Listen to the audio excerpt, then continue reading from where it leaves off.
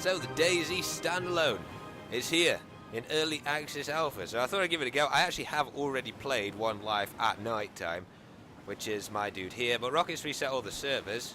Rocket is the lead dev on this game, so I'm going to have none of this stuff, I believe, when I log in. But I had a beautiful M4. Look, it's got like a different grip and everything. Big backpack, a gas mask, and a head torch on my gas mask. I probably won't manage to get all this stuff in this video, but I'm just going to show you starting off, give you some tips how to get going, and without further ado, in fact, before some further ado, I'm just going to show you my video settings, because these are quite important.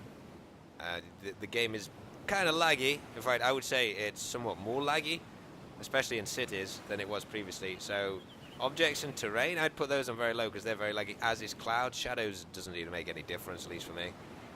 Textures, you can just leave those on very high. Put your video memory on auto, because if not, it might not use it all.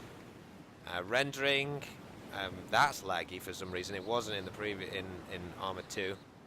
HDR is also quite laggy, as is ambient occlusion and post process. I don't really understand why these are more laggy than they were in Arma 2 in the mod, but they just are for some reason in this. So I've had to disable those. I literally can't play in cities without dropping to like 10 frames per second. The rest is pretty standard. In fact, unfortunately, acceleration can't be disabled, even though I asked Rocket to disable it like, I don't know, 4 months ago, and he said it was, but it's not yet. So maybe that's something that's going to be fixed. I kind of hope it is, because it sort of wrecks the gunplay a little bit with acceleration on. I don't know if you found that. Some of you probably not even bothered by that, but I'm playing against a Jamaican gingerbread man today. For some reason I'm just making gingerbread today, but I don't know what's up with that. Let's get started. Waiting for host. Now this is quite lucky. Usually, did we get in? We got in! And as you can see, I'm back at the shore with nothing, unfortunately, because they have reset everything.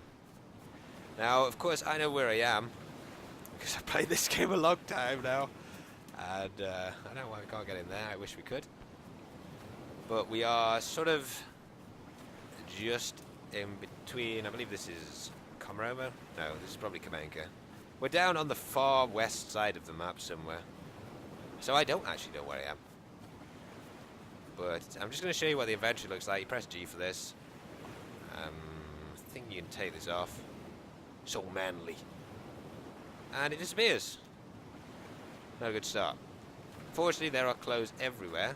And you can kind of press G to look in your vicinity like this, to see what's around.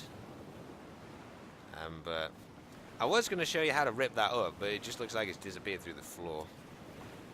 Anyway, look far more manly than this white top, so they've added in a little jump as well.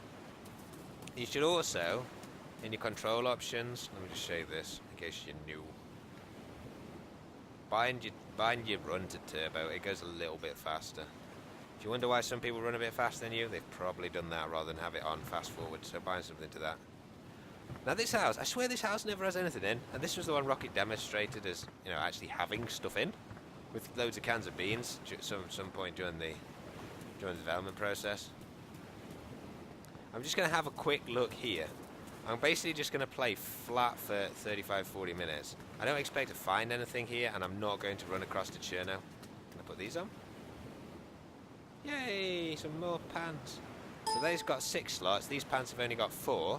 So what I want to do is put my flashlight and my torch into there, and then switch them across. You can just drag and drop like that, and you see I didn't even have to scroll on that, I can just press the G button. Which is nice, because the scroll menu doesn't work half the time, as you can see, so... And a weapon already! So you drag the weapons across into the top, and you wear it on your back, and then you press 1 to equip it, and this is the raise and lower hand. You can actually swing with both, but I don't think it makes any difference which one you use.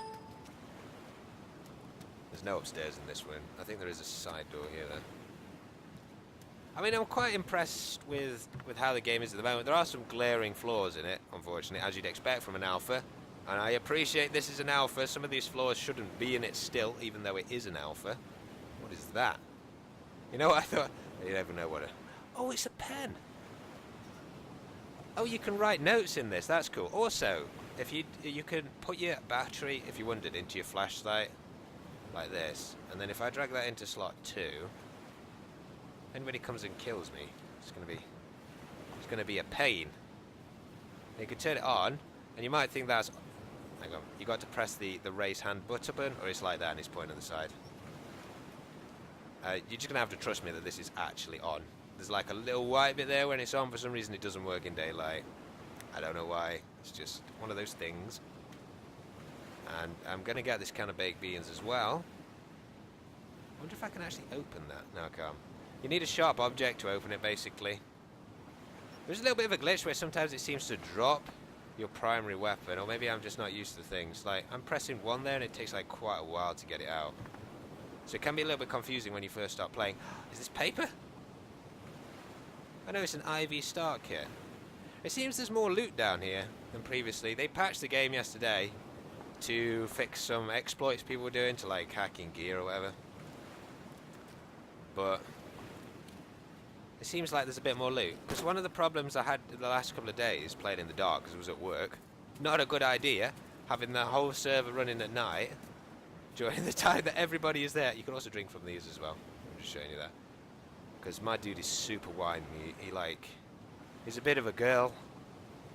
In that, look how much pond water I've got to drink. Like, seriously, I'm I drink all that pond water to get rid of my thirst. The thirst and the health are a little bit broken at the moment. There's a dead survivor down there. People are very, very bandity in this as well. In fact, I'll probably show you at the end of this video. The first person I met in the last life I played didn't even have a gun, just shot me. What condition are you in? Badly damaged. And you're damaged. But you see, it's quite nice being able to, and I nearly didn't even see that on there. Some canned tuna. I think you can... Yeah, okay. So I can open the canned tuna because it's got a pull thing on it. And also, you used to require a can opener. I don't know why I'm holding this like a nub. I'll put it away. But you used to need a can opener to open canned goods, but you don't need that anymore. You need anything sharp, basically. But if you say use a hatchet to break open canned goods, then you're going to waste some of the stuff in it. I don't know if there's stuff under these. I've noticed in the barracks you can find like assault rifles and stuff under the beds. A blood stain. Somebody got eaten here. Or got bit, turned into a zombie, and then wandered out of here. I kind of wish there was more of that. Sort of more run down things, bits of body parts, and not just falling over chairs. My house has got fallen over chairs in it. Doesn't mean there's a zombie apocalypse going on in there. But I kind of wish there was sort of more like physical evidence that a zombie apocalypse had struck. I mean, there aren't many zombies in at the moment. In the mod, I think it's sort of... I don't know if there's some sort of network issue or something like that. They will add more in, but I would be surprised if we perhaps see a couple of zombies on the way up the road. But they have fixed them, because in the Dayz mod they used to like zigzag all over the place and just be a pain in there. It used to glitch after you, and they've made it into sort of powerful but sort of slow walking ones now. And that means they might be able to have sort of herds of them, like stumbling through the countryside that you've got to avoid, like they got in The Walking Dead. I'm hoping.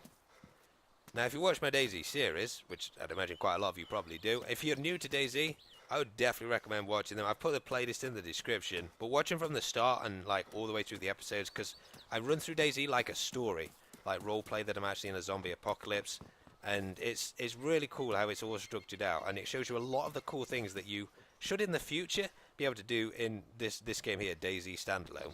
And if you're a bit confused about that, basically, Dayz originated as a mod by Dean Hall Rocket, the guy I was talking about earlier, for Arma 2 Combined Operations. So it was just a mod for that. But obviously, there were limitations in what you can do in modding another game. So in order to add more stuff in, they've created Dayz Standalone, which is the game that's just come out in alpha on Steam. And there's less in this than there is currently in Dayz mod. Like, in the episode of Dayz mod I'm going to post in a couple of days' time, my farm, I built a Herschel's farm.